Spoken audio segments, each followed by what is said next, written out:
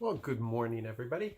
Um, yeah, I'm playing a little bit of catch up to be fair on this because with our move, we fell behind quite a number of things, and I ended up actually a whole month, I think 4 weeks behind in these devotions. And even though I was doing it on paper, if you want to say paper, on the internet in written form, I hadn't done the videos, but I had said that I would do these videos.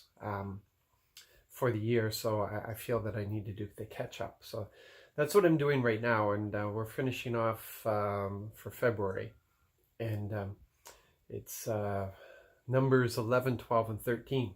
And I don't get this. As we read this, there's just a shift that takes place, because all the way along we're reading that um, that they're doing exactly what the Lord has told them to do. They're doing exactly as the Lord commanded Moses.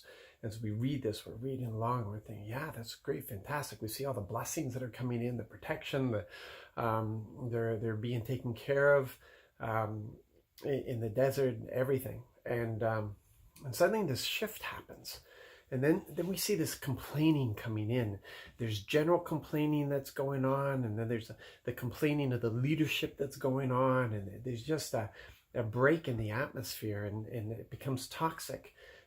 What's happening, and then we see it just isn't this just something else? So it doesn't say anything about the enemy being there, but can you just can hear him, those demons just whispering and causing people's hearts to turn to complaining, even though everything is being taken care of, and the spies go into the land to spy out this wonderful land that the Lord has given to them. But the complaining had reduced them. The complaining had reduced them and convinced them that they are a tiny nation, that there's no possible way that they could take on these greater nations, even though the Lord told them that they would be.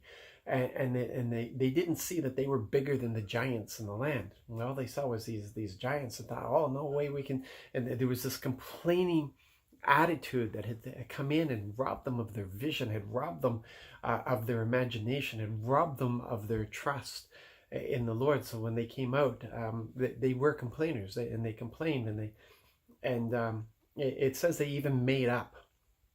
They lied. They downright lied. They lied about the condition of the land. They lied about, and by lying I mean they augmented the truth. They made the giants, instead of 9 feet tall, they were 12 feet tall, and instead of the walls being 15 feet high, they were 40 feet high. This type of thing. I'm just using those measurements as examples. I have no idea. And they discourage the people this way, and that's what complaining does. Complaining just it just highlights deficits. It highlights, and it might not even be that we had any problem with that, and it may not even be that is a deficit, but our complaining attitude makes it a deficit, and it really has an effect on our trust and our trust and our obedience to the Lord, which affects everything else in our life. So yeah, get rid of complaining, turn it into praise, turn it into worship. Just stay away from there, because only bad stuff comes out of that.